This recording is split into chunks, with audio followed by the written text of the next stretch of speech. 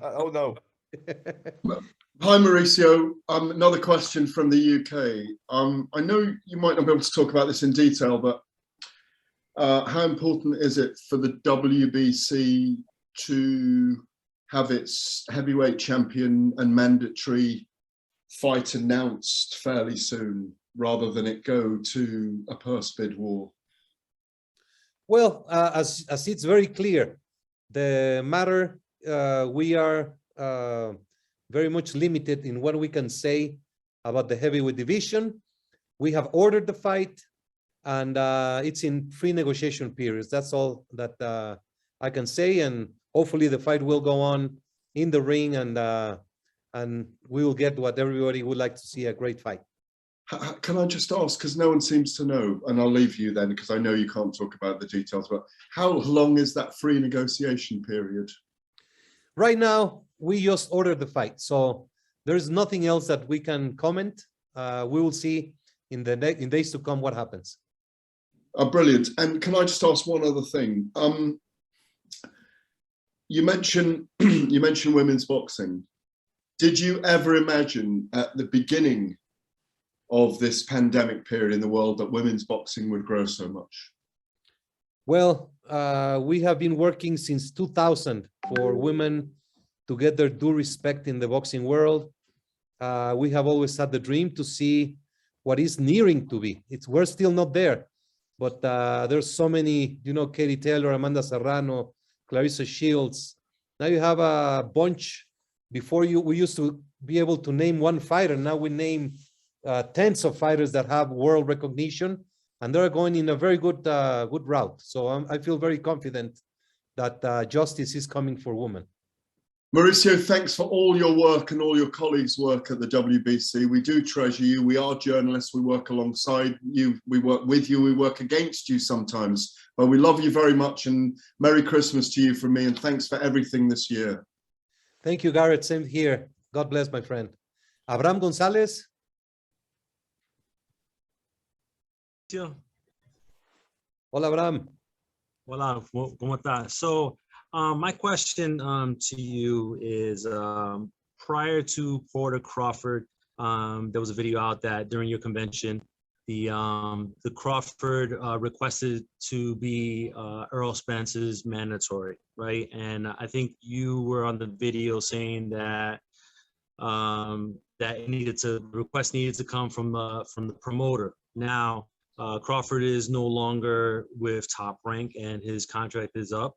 And so, is that still the case where he would have to wait until he makes a decision on a promoter, or is he now, being a free agent, that request is going to be considered? You know, it's a complicated situation because Crawford is a champion of the WBO, and Crawford, the history of rules is that the WBC cannot order. We have no direct influence over a fighter. Of course, I'm humbled and proud for him to want to fight for the WBC championship. We did once an experiment ordering Kovalev against Stevenson. That was very unfortunate because they used that order to secure a television contract and kept our champion 8 months out of the ring. It is a complicated situation. I invite the promoters and the matchmakers to make that fight. We would love to see the fight. However, what I can tell you, I promise that through my mediation efforts, I will do my best to see that fight. I like Crawford very much. He's a tremendous fighter.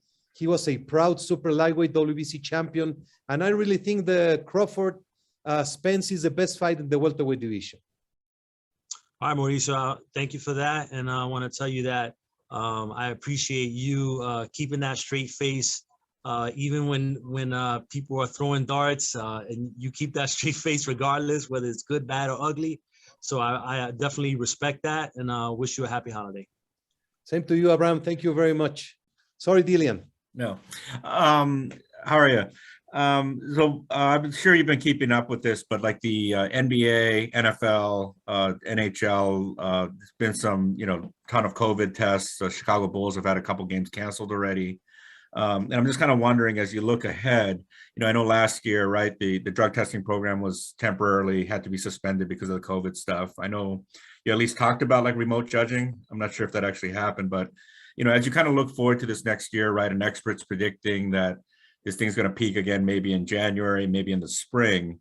Have you guys made any kind of, I guess, contingency plans to kind of deal with this if it happens? And based on maybe things that you saw last year and learned last year, are there things that you guys, might be able to implement to minimize the disruption in the sport? Yeah, this is a great point. We do have a protocol in place. We shared it with promoters. We are upgrading it continuously. We demand ring officials and WBC supervisors to be vaccinated when they are appointed to work. We recommend to every fighter to be vaccinated as well. We have not, the medical committee of the WBC reviewed at the convention whether it should be mandatory for the fighters. That's a very delicate situation. As you have seen in the NBA, a fighter refused to vaccine and he has not played. It's a problem that we have to face. We are very concerned of the fighters who have contracted COVID-19 and eventually fought. We have a long list of cases of fighters who lost after having COVID and lost by knockout. So we have a series of recommended examinations for every fighter who has had COVID to perform it and to make a double checking in the lung, heart, and brain area. I'm very thankful that you bring this up. We're gonna do an extra effort with the promoters and the jurisdictions to prevent and to don't put the guard down. We have to continue to be very, very careful with public events, correct? Is mandatory vaccination something you guys are looking at? We are looking at it. We have, when things get legal, it so complicates everything.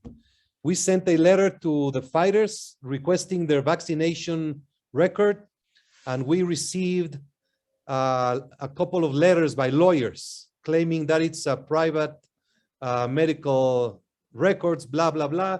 There's a dispute whether there's legality or not, but we have mandated all judges, referees, and supervisors that are appointed by the WBC to be vaccinated. And we are considering mandating fighters fighting for the WBC title to be vaccinated. Thank you. Thank you. Stephen. Hey, Mauricio, can you hear me? Yes, perfectly. I wanted to ask about the David Benavidez situation. I believe he's fought twice now for a mandatory position in the WBC for the title, but I know Canelo has business in cruiserweight now, or at least it looks like that's what he's going to do. So what's going to happen with David and with the WBC title at 168? Yes, David Benavidez is going to fight for the WBC interim title while Canelo Alvarez tries the cruiserweight venture. Is there any guarantee for David to have that, I guess, like a mandatory enforced or something to get Canelo once Canelo's done at cruiserweight? Well, that's a matter of promoters and fighters. There's no guarantee, never, especially Canelo moving up in weight. We don't know if he's going to come back. He will stay a cruiser, come back to light heavyweight, or come back to the super middleweight. But at the time, Benavidez is going to have a championship title. As you know, he's a double WBC world champion, has never lost the title in the ring, only due to unfortunate personal matters. One being the complications of the COVID and not making weight. But Benavidez is very happy, and he will be fighting for the interim title soon. Awesome. Thank you, Mauricio. And thank you for everything, man. All year. Appreciate it. Thank you, my friend. Lance? Hi, Mauricio. How you doing? Fine, and you, my dear friend? Good. It's been really nice to see you. Sorry we couldn't spend more time together in New York. A couple questions. George Kambosos could be headed to a full undisputed title against Devin Haney, but I think it's pretty clear that the WBO, which stands first in line for his mandatory, is saying that they have Vasily Lomachenko in position for that mandatory. What would take precedence in that situation? Would Kambosos be allowed to fight for the undisputed title against Haney first, or would he be obligated to deal with his WBO mandatory in that situation? Have the sanctioning bodies discussed this matter at all? No, we have not discussed this. Lomachenko just won a few days ago.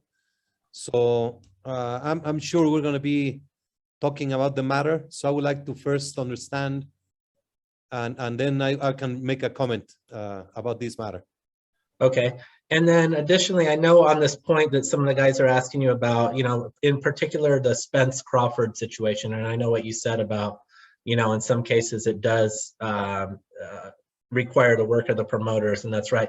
But has there ever been a thought, even on the Canelo matter, and yes, I think what he's trying to do and moving up to win a 5th belt, is admirable, and he will receive a lot of praise for that too. But like you said, like David Benavidez will be in limbo. Is there any discussion at all by the WBC that, look, if we elevate someone into a mandatory position and you do not fight our mandatory in a certain window, of tightening that window and saying, like, if you don't do it within a year, we're going to strip you? Because to me, it seems that's your ultimate power. I mean, yes, the promoters have power because they're the ones who are making the fight, but you also have the power of the belt. And say, if the champion is not giving the fights that the fans are wanting, that the public is clamoring for, then you need to go away.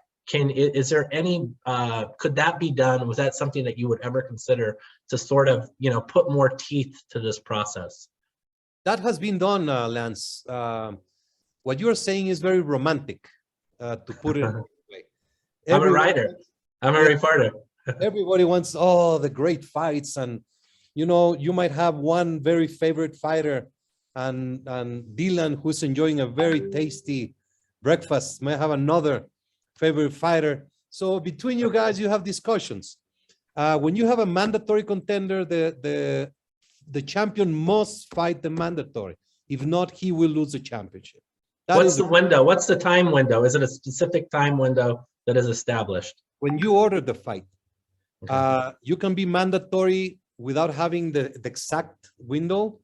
But once the WBC orders a fight, they have to either make that fight or relinquish the championship or relinquish the mandatory position.